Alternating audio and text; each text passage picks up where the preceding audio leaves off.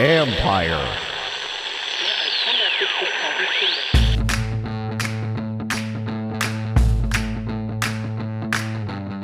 Hello and welcome to my podcast. Do me a favor, subscribe to the John Comic Report wherever you get your podcast.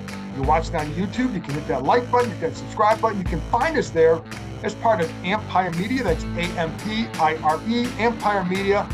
Go on there, check it out, all that good stuff. Always much appreciated when you do. Well, today, it's about the keys and prediction for Sunday's game at the Houston Texans. Before I get into that, a couple injuries that you need to know about.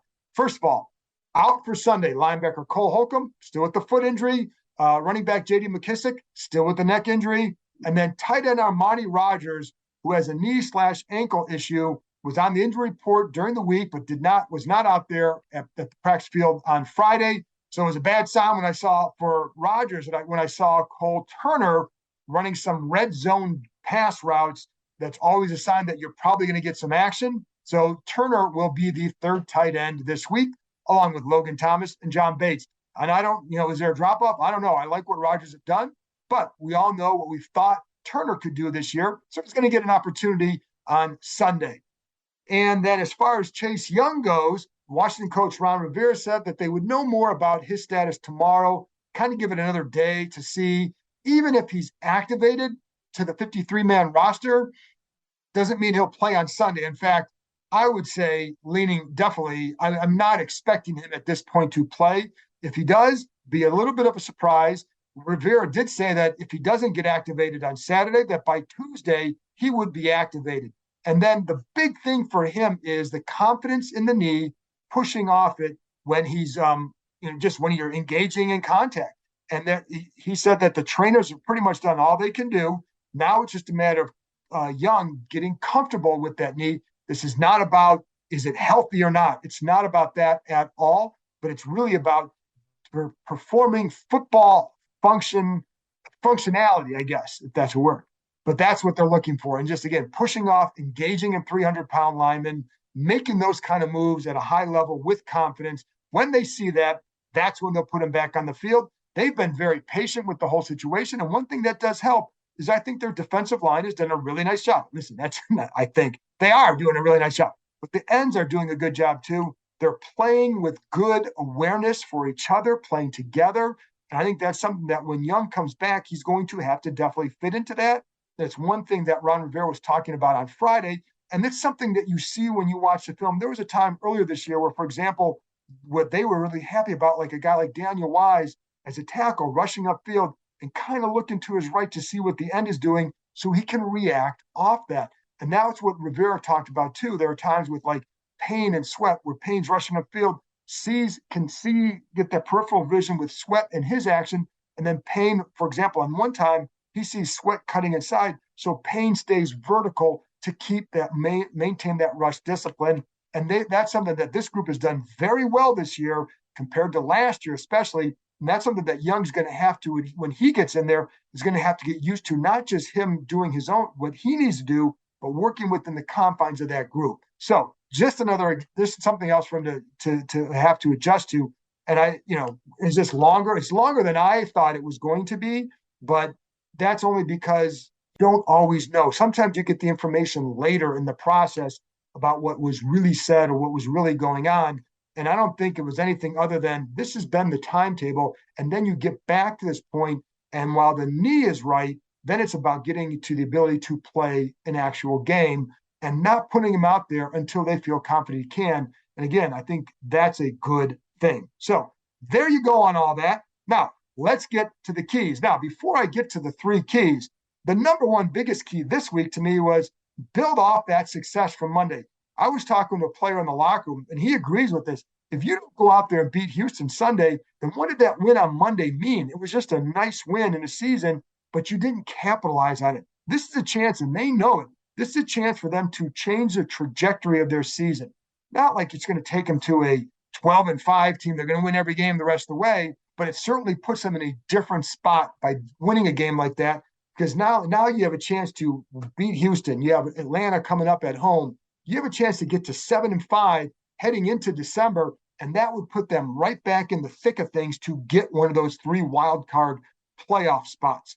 So, and again, the players are well aware of this, and this is why Rivera had talked about, while it was nice to see the way the guys celebrated, that it's, you want to, at some point, you need to act like now you need to act like you've been there. And by doing that, it's what do you do during the week to get ready for Sunday?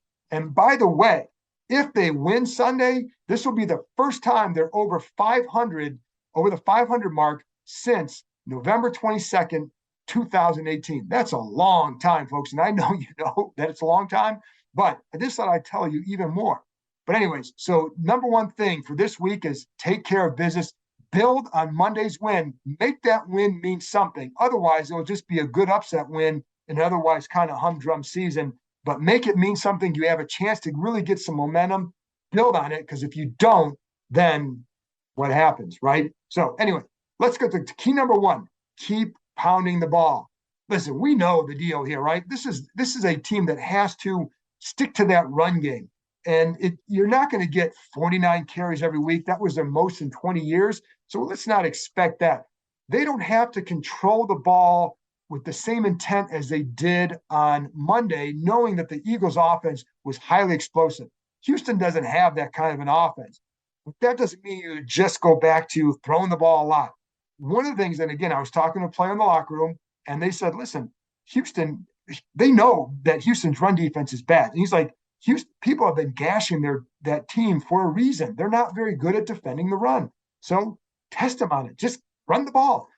And the funny thing is, it's not like Washington is suddenly this great run team. It's the commitment and I think the dedication to it and their, and the effectiveness of it, more so than any sort of dynamic runs. I mean, the longest run Monday was 11 yards. This is, they are leaving some yards on the table, which I think if they get some of these things corrected, could be something you see changing down the road, that you start to get more of those 15, 20, 25-yard runs. They're not getting a lot of those, folks.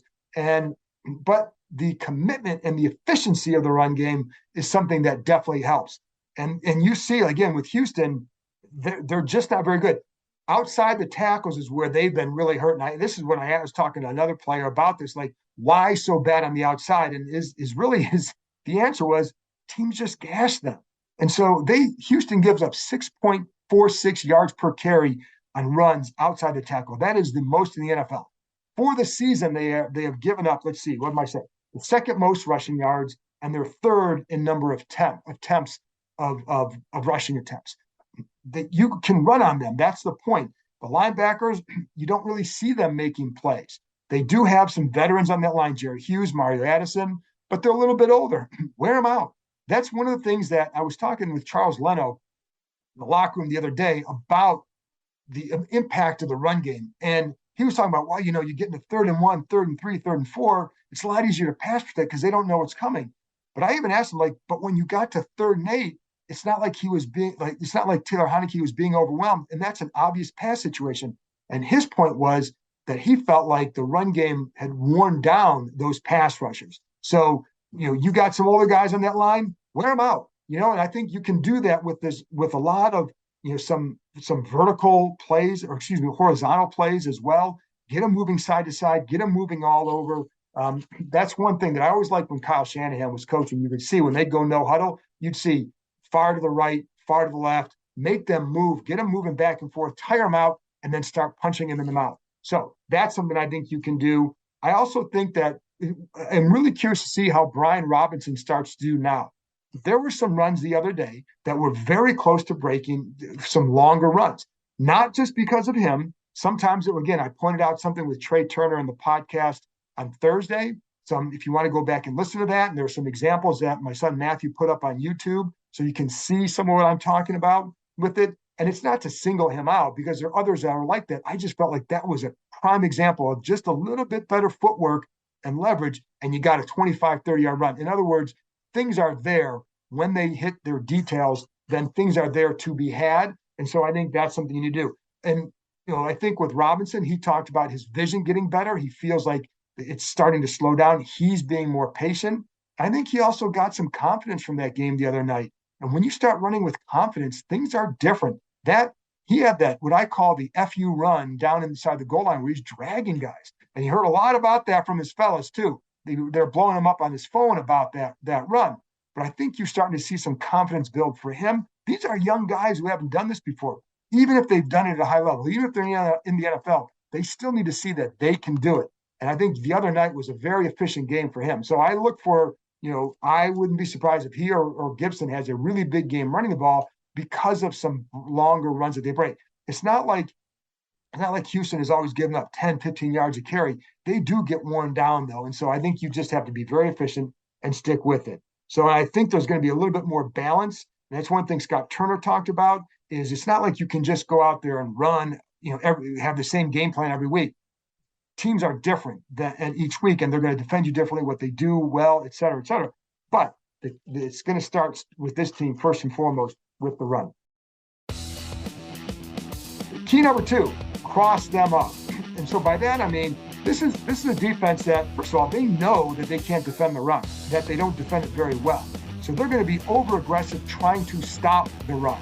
And I've seen that in other games. You can really get them on some play action motion and all that. But I think with this part with me, what I do is, what Washington's done very well is a lot of the motion. Curtis Samuel on the jet, Jahan Dotson on the jet action, getting the motion going one way, coming back with the tight end, slicing behind the formation for blocks on another way, and really crossing them up. Because this is a team that it's going to test their eyes in a big way. I think this team, as much as any, when I'm watching the Giants, they're not running a lot of stuff like that. They don't use a lot of motion in their run game, like in that matter. I think this is something that I think you have some guys in that Houston defense that are overly aggressive that I think is going to mess them up a little bit if you start to see them doing that. One of them is a safety, Petrie, very aggressive, too aggressive at times.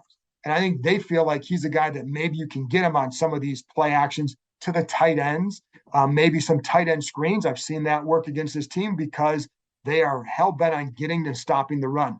That play action, I think, is going to be something big for them. Again, linebackers, they're flying up to fill gaps or trying to. I don't see them making a lot of plays, but I do see them biting hard on some play action looks.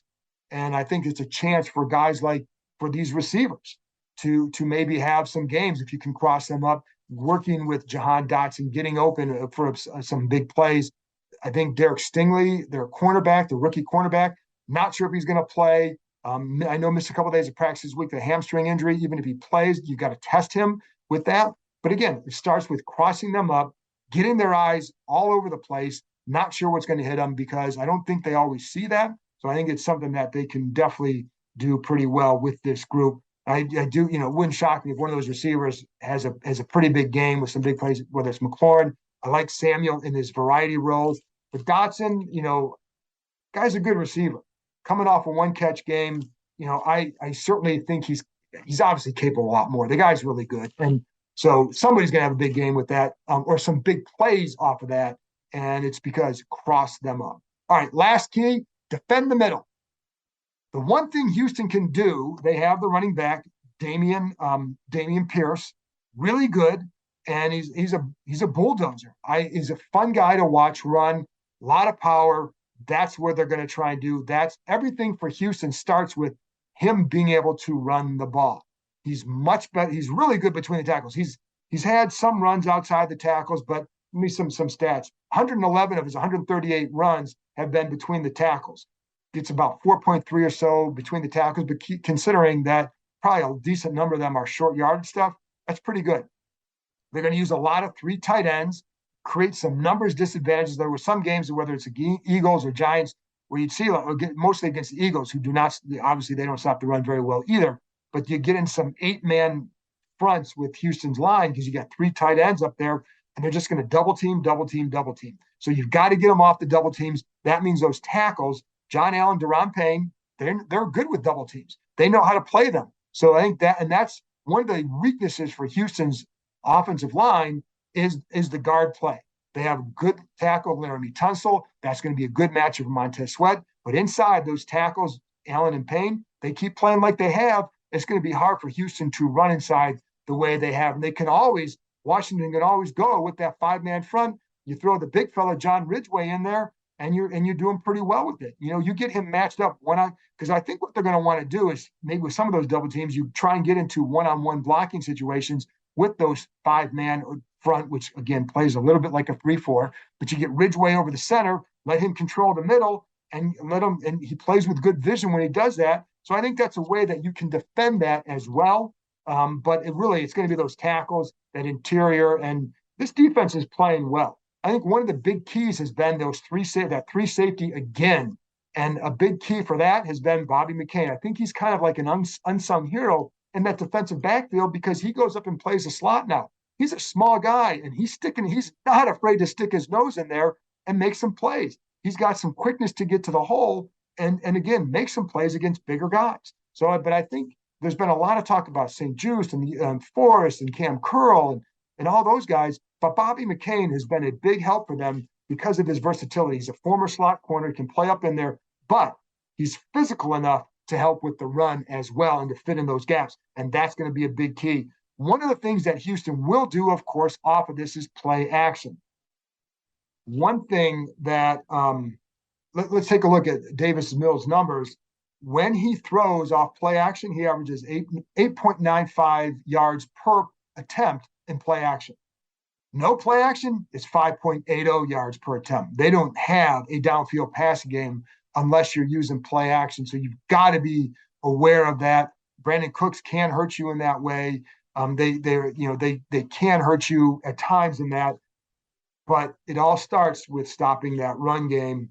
And listen, that's the key here. Stop the run, defend the middle, and I think you're going to go home happy. Anyway, so let's get to my pick and how this game is going to go.